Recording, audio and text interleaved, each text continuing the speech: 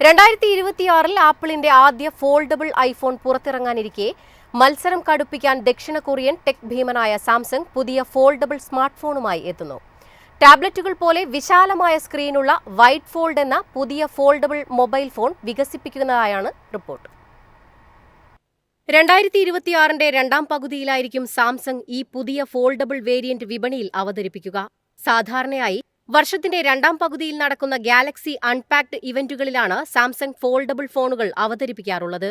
Wide ഫോൾഡിന്റെ display വിശദാംശങ്ങൾ ഇതിനകം പുറത്തുവന്നിട്ടുണ്ട്. പൂർണ്ണമായി തുറന്നിരിക്കുമ്പോൾ 7.6 ഇഞ്ച് ഇന്റേണൽ ഡിസ്പ്ലേയും അടച്ചിരിക്കുമ്പോൾ 5.4 ഇഞ്ച് എക്സ്റ്റേണൽ ഡിസ്പ്ലേയുമായിരിക്കും ഫോണിനുണ്ടാകുക. ഉള്ളിലെ സ്ക്രീൻ 4.3 ആസ്പെക്ട് റേഷ്യോയിലായിരിക്കും. ഇത് കോമ്പാക്ട് ടാബ്ലറ്റുകളുടെ അനുപാതത്തിന് സമാനമാണ്. ഇത്തരമൊരു വിശാലവും ചതുരാകൃതിയിലുള്ളതുമായ ഡിസ്പ്ലേ നിലവിലുള്ള ഫോൾഡബിൾ സ്മാർട്ട് ഫോണുകളുടെ ഡിസൈൻ ശൈലിയിൽ മാറ്റം കൊണ്ടുവരുമെന്നാണ് വിലയിരുത്തൽ. Web browsing, document editing, photo video കാണൽ തുടങ്ങിയവയിൽ ഈ മാറ്റം കൂടുതൽ അനുഭവപ്പെടുമെന്നാണ് റിപ്പോർട്ട് സൂചിപ്പിക്കുന്നത്.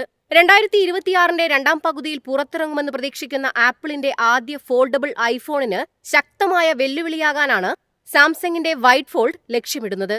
അതേസമയം ഈ ഫോണിന്റെ വില, ക്യാമറ, പ്രോസസർ, ബാറ്ററി ശേഷി തുടങ്ങിയ പ്രധാന സവിശേഷതകളെക്കുറിച്ച് സാംസങ് ഇതുവരെ ഔദ്യോഗിക വിവരങ്ങൾ പുറത്തുവിട്ടിട്ടില്ല.